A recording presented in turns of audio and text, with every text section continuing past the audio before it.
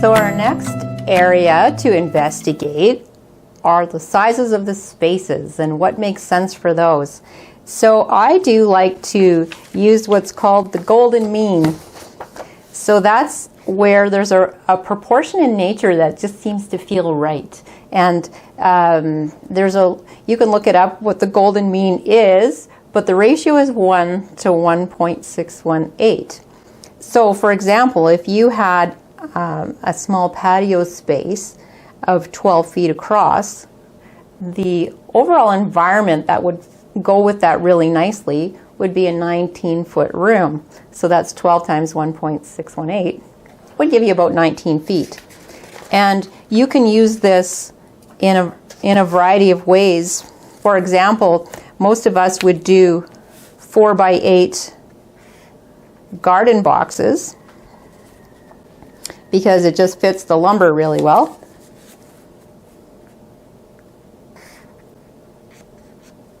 But if we look at the golden mean, you would actually use a box that was 5x8. So I'm just going to sketch that out so you can see the difference. So there's something a little bit more pleasing about the bigger box, and all it is another foot wider. And yes, you can still use lumber in 10 foot and 8 foot lengths, so it still can work out evenly. So although 4x8 seems to be fairly common, it does have a slightly more grave-like look to me, as opposed to the 5x8 one. So that's something you can experiment with. And if we look at arbors, we would just turn this and say, I'm going to build an arbor for my side gate or doorway, and I'm going to make it 4x8, or I'm going to make it 5x8. And again, this one has a nicer sense of doorwayness about it. So try it out for a lot of things, but I have gone ahead and figured it out for what we would look at in the rooms that we're going to create in the garden. So when we look at these ratios, it's like you're going to have a setting of a couch and chair and coffee table of a certain size. What is the room that area, the size of deck or patio that needs to be there for it to feel right? And so couches, patio, table sets, that sort of thing. So a small set, 12 to 19. A medium set, 16 feet across. You need a 25-foot room. 20 feet, 32-foot room. So you can see that a smaller property is going to have its own rightness, and an acreage is also going to have its own rightness. And it's about realizing what it is that you're creating. You're creating a space that feels good to humans. So it's like, here are some ratios that can help you out so that you don't make things feel a little bit like sometimes you'll see a fire pit on an acreage and it's way out in a field all by itself, and it just doesn't seem to fit. It looks a little lost and lonely out there. So that might be one example. So what I've done is made a multi-circle template, and you can see that there's a variety of numbers here, and the numbers themselves aren't that important. It's just that ratio. So if you have a small deck that's 8 feet across, then you're going to multiply that by 1.68 to get the size of the room. And we're going to do that in a little while. But what I wanted to do was to get a little stack of these out. So here's an example where you might have your patio furniture. And if we look at the size of that circle, it's a 12-foot circle. And within that, we've got room for our patio furniture, plus a little extra space for moving around. So that's what I'm kind of talking about. It's furniture versus the overall space, or the patio versus the garden around it. And we're going to look at, first of all, some pictures of real life situations. So if we look at this bench tucked up against the house, we could see that it's taking up about that much room. But overall, we can say that there's a space around it that is about that big. So visually, this gravel area, the little pathway, is part of this whole room, and it makes that bench feel nice on its own. So similarly, we might have a different kind of bench with an arbor over top of it, and it's taking up about that much space. And when we see the bigger context, we've got the Swedish aspen coming up behind it. We have a little bit of grass space coming in from the front. And then there's greenery that goes around. So it's like we're creating a picture. And wherever these areas kind of overlap around the edges is kind of like a space where living things would happen. So your planting beds in your gardens.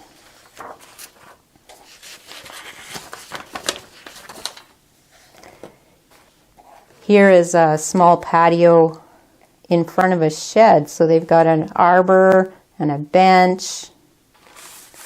And there's another patio. Let's see, we need maybe this size of one. You can see the patio here. So those are two elements that are coming together, but they do create kind of a whole. And if we put the bigger picture over top, we can see how they connect, how there needs to be some greenery here and something going on that side for it to feel like it all fits together.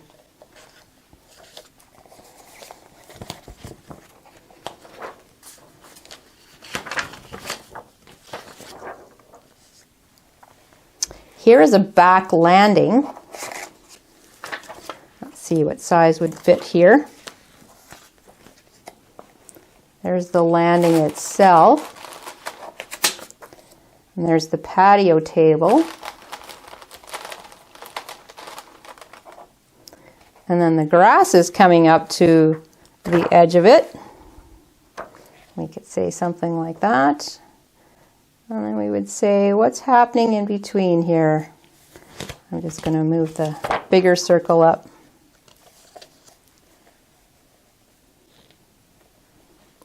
So you can see we're going from the threshold place of the landing down to a sitting space. And what happens in between? You can see there's stairs coming down. And if we look at just this patio by itself and we see how it's all interacting with the lawn, what pulls it together is the planting that happens in here.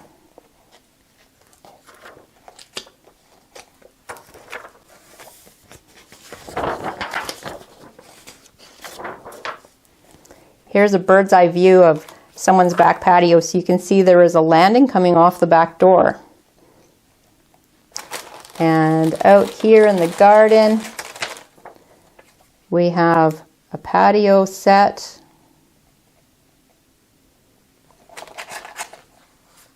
And if we look at the bigger context of that patio set, it's surrounded by plants and a tree. And what happens in between these two are stairs. So there's like these threshold points in between one space and another space where something is happening. You get some plants coming in, it's a little tighter, there's some traffic flow elements.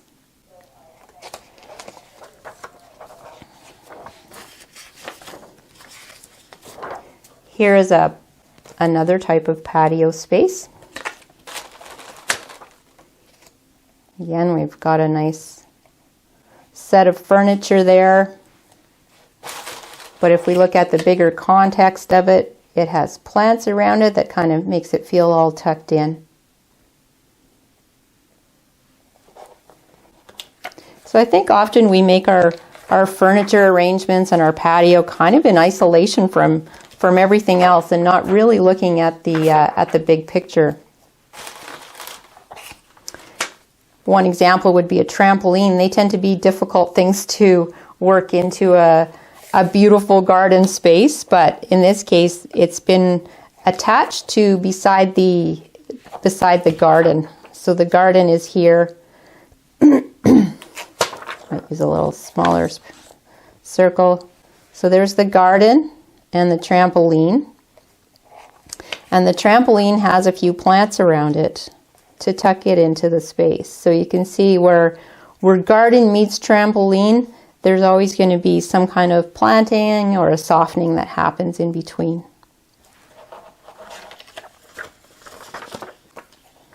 So these circles that I have been using have that golden mean ratio between them. So you can see how useful they are for analyzing what's working and what's not working in your garden. So here's a fire pit with a dog. And what I like to do sometimes is to put an extra bubble off of the fire pit, where you might put a lawn swing or a wood pile or something else that's kind of just off to one side. And we have a grass area. Here's a bigger one. A grass area coming off of that. And so now we can look at a bigger picture of what's going on. There are fences and taller bushes around the back. And it starts to have a nice life to it. So it's not just this one thing and this one thing. We're looking at, can the grass actually be part of this bigger picture? Is it a pocket that's coming off of that patio and making a more complex kind of picture?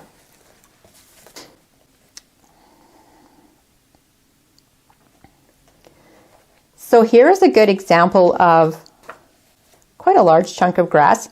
So the smaller the grass area, the more geometric I tend to put it. So this was like a big half circle of grass. This backyard was very narrow. And we'll look at the shed as an element that's getting tucked in here. So just the two of them by themselves, you can see, are just butting up to each other. So right where they come together, you can see there's grass and then there's the building.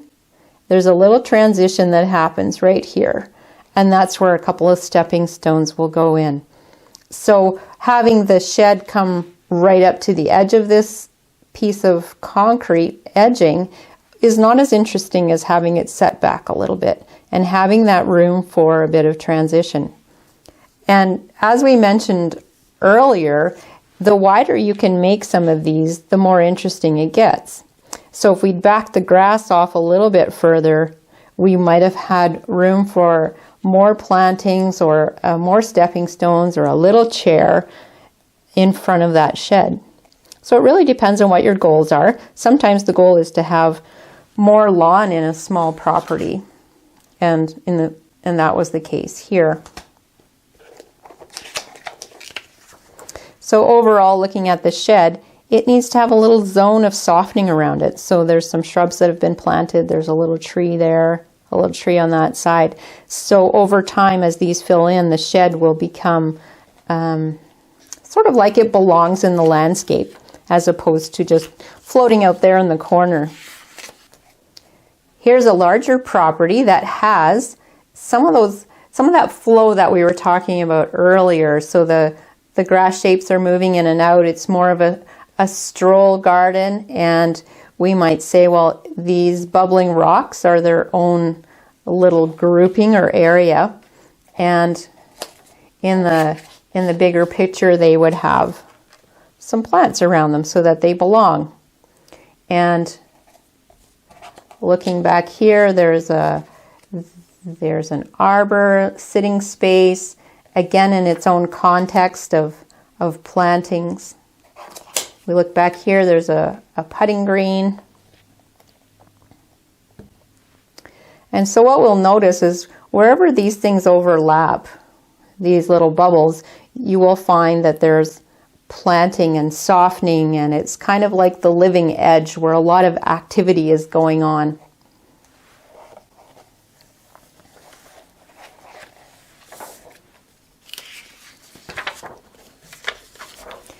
So even in a small corner of your garden, you can create this sense of a living space happening. So here is a bench. So the bench all by itself in a corner is not that interesting. But if we start to put some plantings around it, go a little bigger here.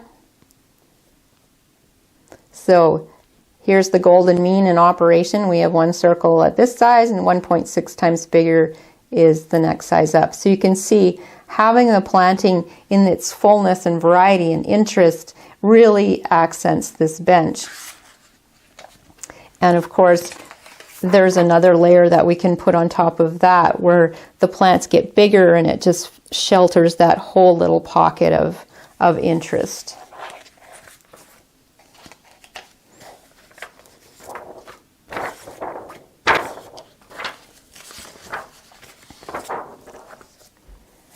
Now here's an example of a lot of curves and flow going on.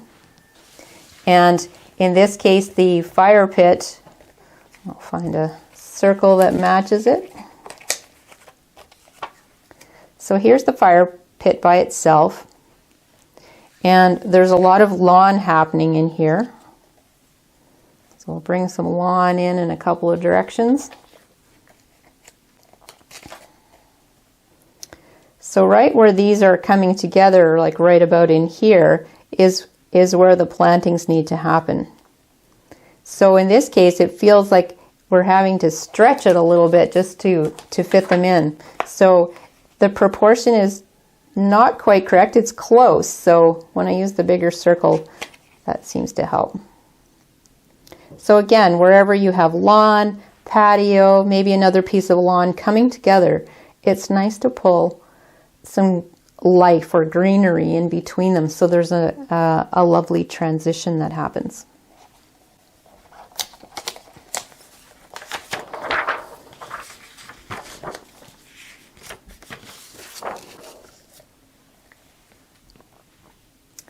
So let's look at this one. There's a piece of grass here. I use some of the smaller circles. A dining room table, a living room setting. There's a shed over here.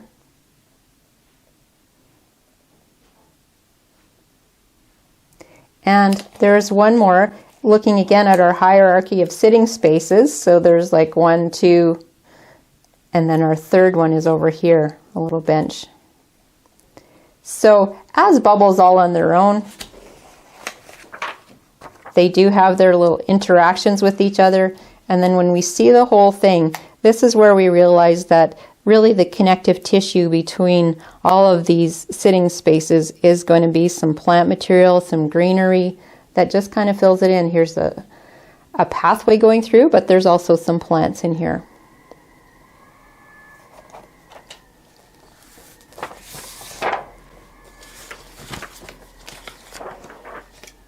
Here's an example of a brand new deck that's been built. So a cooking area has been allocated here and a seating area over here. And then overall, there's been some structure put around it. So it has a sense of context. It doesn't always have to be plants that is around the edge. In this case, they have a pergola with posts, and there's some shade structures to give a sense of ceiling. So in my view, it could still be softened up a little bit if we added some plantings onto this. You could see, you know, some things coming up and behind and kind of blocking a little bit more of the neighborhood houses from in behind here. And you could suddenly create quite a nice look to that whole situation. Some people like their garden areas very clean and tidy, so it's not wrong. It's just a little bit different philosophy on how to finish it off.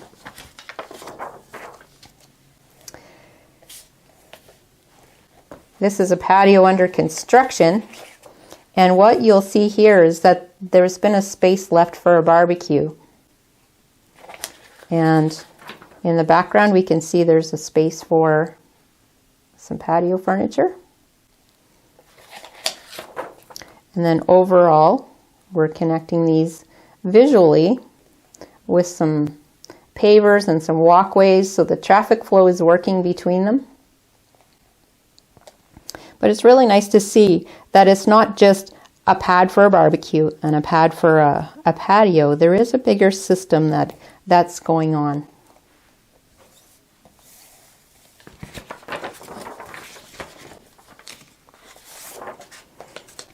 Here is an example of a front yard, so coming up the driveway, and then they have a sitting space inside of here.